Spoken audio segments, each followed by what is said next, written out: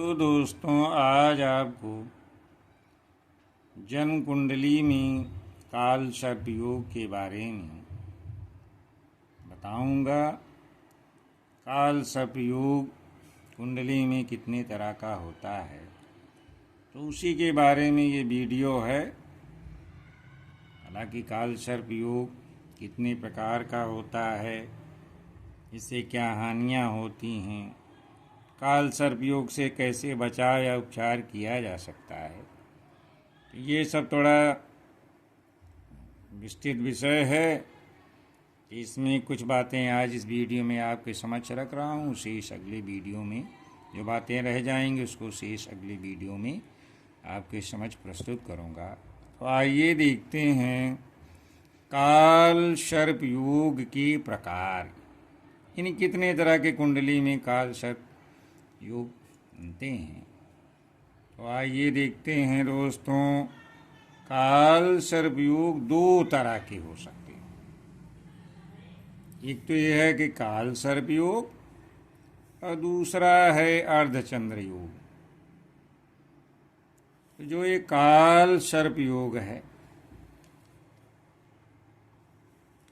इस व्यक्ति की उन्नति में बाधाएं उत्पन्न करता है। तरह तरह की परेशानियां होती हैं। कितनी तरह की परेशानियां होती हैं, ये किस तरह का काल सर्प योग कुंडली में बना हुआ है उसके आधार पर निर्धारित होता है। उसी का तरह उसका फल भी मिलता, जीवन भर कुंडली में बढ़ता रहता है जातक पर। वहीं दूसरा रूप है अर्धचंद्र योग। अर्धचंद्र योग व्यक्ति को सुख समृद्धि प्रदान करता है। ज़्यादातर तो कुंडली देख करके बता दिए काल सर्प योग है, अब आदमी घबरा गया, अब तो मेरा कुछ हो ही नहीं सकता। तो ऐसा नहीं है, सारी कुंडलियां राहु केतु से ग्रसित सीधे नहीं होती, दिखता है तो। लेकिन यह है कि अर्धचंद्र योग अगर है उसमें, तो वो व्यक्ति को सुख समृद्धि भी प्रदान करता है। बड़े बड़े काल सर्प योग वाले महापुरुष हुए हैं, इसके बारे में बाद में बताऊंगा कि काल सर्प योग से रहे देश के शीर्षस्थ पदों पर है, महान क्षेत्रों में अपने अपने विख्यात व्यक्ति रहे। हालांकि उनका जीवन बहुत सुखी नहीं कहा जा सकता, लेकिन वो सफलता के शिखर पर पहुँचे हैं। तो ऐसा नहीं है कि काल सर्प योग हमेशा नुकसानदायक ही होता है। तो कहीं काल सर्प योग से पूरा रहता है, कहीं अर्धचंद्र योग रहता है, तो दोनों का अलग अलग प्रभाव होता है। और दोस्तों, यदि किसी जातक के जन्मांग में अपनी कुंडली देखते हैं, अगर दूसरे, छठवें, आठवें, 12वें भाव में राहु या केतु हों, ये दोनों छाया ग्रह हैं। हालांकि इनकी ज्योतिष में मान्यता है कि पीछे बहुत बड़ी पौराणिक कहानी भी है राहु केतु के बारे में। तो उनके एक ही ओर गोलार्ध में अगर सभी ग्रह हों, यानी 2, 4, 6, 8, 12 भाव में राहु या केतु हों, और उनके एक ही गोलार्ध में सभी ग्रह हों, इन दोनों के बीच में सभी ग्रह आ जाएं, तो काल सर्प योग कुंडली में बनता है। लेकिन इसकी विपरीत कुंडली में ग्रह स्थिति हो, यानी 2, 6, 8, 12 इस तरह की स्थिति ना हो, लेकिन राहु केतु के बीच में सारे ग्रह उपस्थित हों, तो काल सर्प योग ना बन करके अर्धचंद्र योग बनता है। और यह जो अर्धचंद्र योग है, ये शुभ फल प्रदान करता है, यानी हानिकारक नहीं होता। अब काल सर्प योग नहीं बनता है। अब आइए देखते हैं, काल सर्प से भयभीत होने की जरूरत नहीं है। हमेशा कुंडली में देखते ही राहु केतु के बाजू में सारे ग्रह आ गए उनके अंदर, तो कह दिए काल सर्प योग है। लेकिन ऐसा नहीं है। काल, अब आपको ये जानने की जरूरत है काल सर्प योग कब नहीं बनता है। राहु केतु द्वारा सभी ग्रह की स्थिति यदि निम्न प्रकार से हो, तो काल सर्प योग नहीं बनता, बल्कि ऐसे योग शुभ फल प्रदान करने वाले होते हैं। जैसे यदि सभी ग्रह दसम स्थान यानी कुंडली का जो 10वां भाव है और वहाँ से लेकर चतुर्थ स्थान तक हो तो सर्प योग बनता है।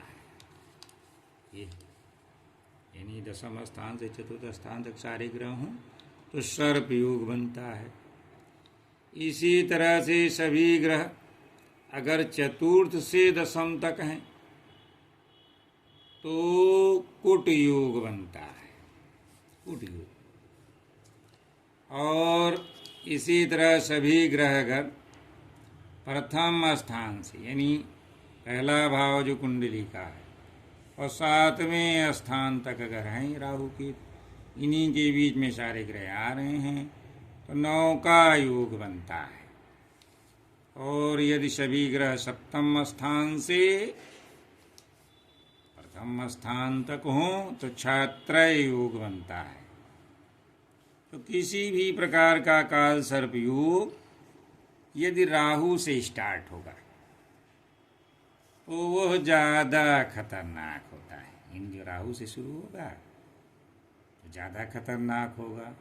अगर केतु से प्रारंभ होता है काल सर्प योग तो उतना खतरनाक नहीं होता।